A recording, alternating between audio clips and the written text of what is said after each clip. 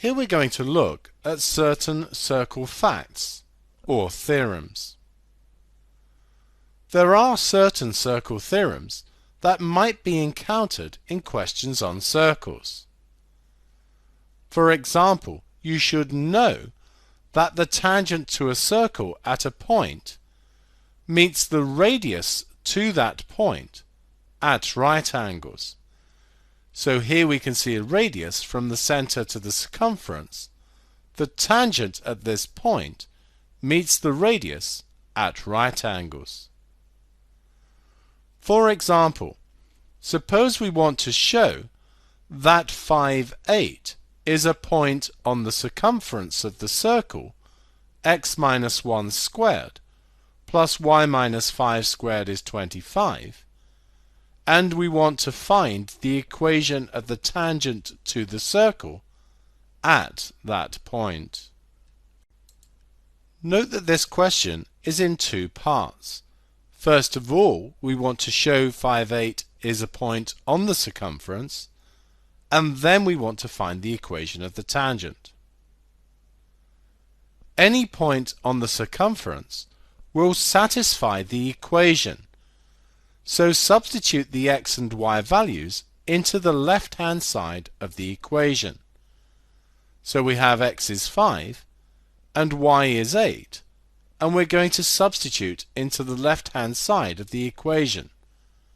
If the point is on the circumference, the result will be 25. So we have 5 minus 1 squared plus 8 minus 5 squared.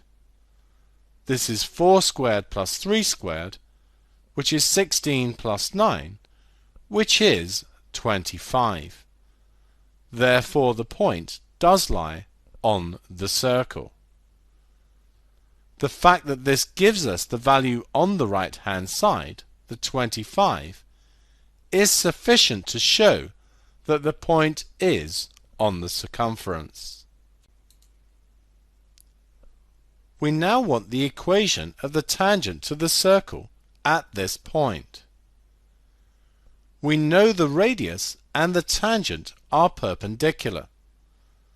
The center of this circle we can read off as being at 1, 5. 5, 8 is our point on the circumference, and so here's the tangent to the circle, which meets the radius at right angles. We can calculate the gradient of the radius, since we know the 2 points.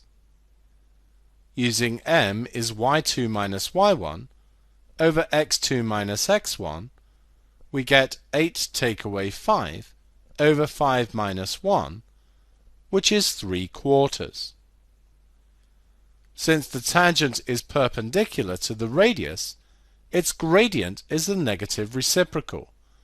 We're going to turn this upside down and change the sign, giving us that the gradient of the tangent is equal to minus 4/3. So we know that the line goes through 5, 8, and we can therefore use y minus y1 is mx minus x1.